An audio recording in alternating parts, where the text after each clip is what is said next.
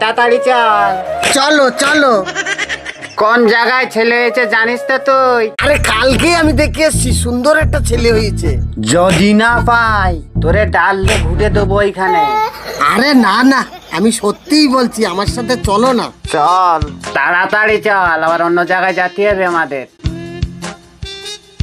শোন লিলি, বলো। আজকে বাচ্চা নাচিয়ে যা পাবো তোরে দেবো 3/1 কেন কেন? তোর থেকে আমি সিনিয়র না? তা আমার চলবে কি করে? আমার তো বয়ফ্রেন্ড আছে দুটো।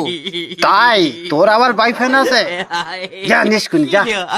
শোন, তুই যেহেতু দেখেছিস এই বাড়িটায় বাচ্চা আছে, তাহলে এই বাড়িতে 20,000 টাকা চাপ দেবো। এই আসতে বলো, বাড়ির দ্বারা এসে গেছি।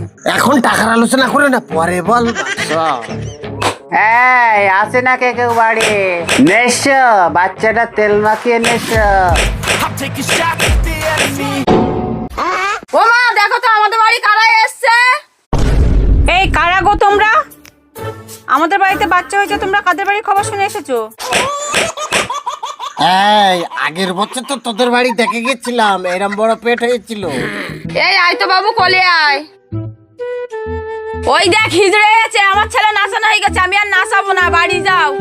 শুনতে পেলে না বৌমা কি বললো? ছেলে বড় হয়ে গিয়েছে, আর নাচানো যাবে না। তাহলে আমাদের ধান্দা চলবে কি করে? আমার ছেলে আবার নাচাতে পারি, 1 বাটি চাল আর একটা আলু দেবো। চুমকে উঠে কি হবে? আমার বৌমা কি বললো তোমরা শুনতে পেলে না? তোমরা এখান থেকে কেটে পড়ো, না হলে তোমাদের ব্যবস্থা হবে। এই তোর কথা শুনে এখানে আসলাম। আমি তো সঠিক বলেছি, এখানে ছেলে হয়েছিল। তোর বয়ফ্রেন্ডের এবার গুখাত দিস। আমার বয়ফ্রেন্ড বাড়ি যা। চাল আর হিজলে তোর নাতি মারবে একটা। বাড়ি চল, মজনুর সাথে তো দেখা করিয়ে দেবো, চল।